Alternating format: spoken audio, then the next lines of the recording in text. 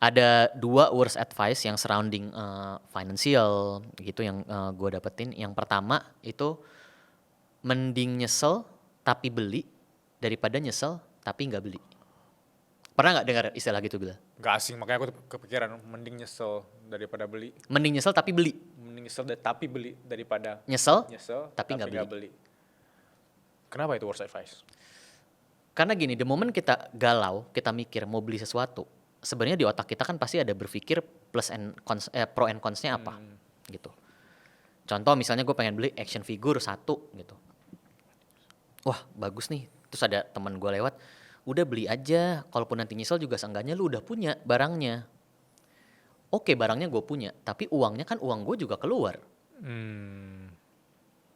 Dia orang itu biasanya ngomong kayak gitu cuma dari perspektif as simple as ya udah beli aja udah.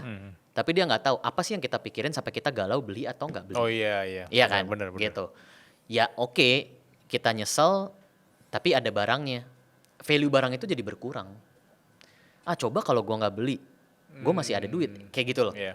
Yang kedua itu advice yang gue sering dapetin juga dulu itu lebih ke arah kayak coba lu kalau ketemu orang itu, ini gue pernah saat temen gue ngomong exactly plek-ketiplek, lu beli jam yang mahal lah, nyebut satu brand lah, brand yang depannya R, lu beli jam inilah, jadi kalau lu meeting sama orang juga pede, orang ngelihat lu juga percaya gitu.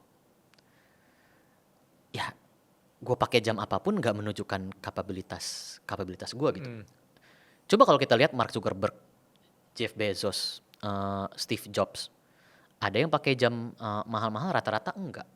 Ya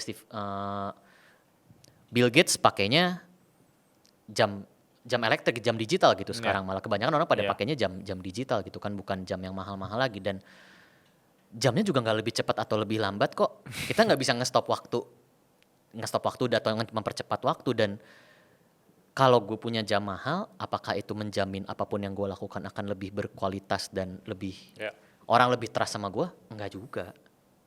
Balik lagi ke yang tadi di awal-awal kita sempat mention juga, bila kalau nyebelin ya nyebelin aja.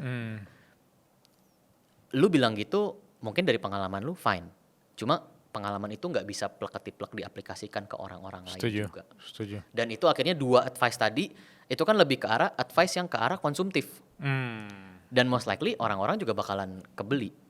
Yang pertama itu memang direct decision, lu beli sekarang, lu spend duit aja sekarang. Dia nggak tahu kita kebutuhannya apa di belakang. Yang kedua, you dress to impress lah. Nggak penting sebenarnya. Kita impress orang pun, balik lagi kayak cerita teman gue tadi yang beli iPhone, 5-10 detik orang bilang oke, good, dan lupa. Itu yang menurut gue orang-orang masih sering kejebak di situ juga gitu loh. Orang-orang yang FOMO, masih flexing gitu segala macam. Akhirnya orang-orang yang cuma ngelihat tanpa mengerti konsep finansial, ikut iPhone 17 beda nih, biasanya kameranya cuma 2-3 tapi ini ada lebih panjangnya gini, beli. Padahal bukan itu yang penting gitu loh. Dan problemnya yaitu orang-orang yang gak enakan pasti beli itu. Iya. Oh gitu ya. Iya. Menurut gue pemahaman seseorang itu penting di level konseptual, bukan cuma di level ngerti, inget doang atau tahu, tapi di level konsep tentang uang tuh sebenarnya seperti apa. Dan jangan pernah takut sama uang. Uang sama kita itu mungkin hubungannya bisa kayak cermin. Kalau kita menjauh dari cermin, kelihatannya juga akan menjauh. Tapi kalau kita berusaha mendekat dengan cermin tersebut, kita juga terlihatnya kan akan lebih dekat. Uang pun menurut gue seperti itu. Ada orang yang bilang kelilingi diri kita dengan orang yang kaya, maka kita juga akan jadi kaya. Secara mindset itu benar.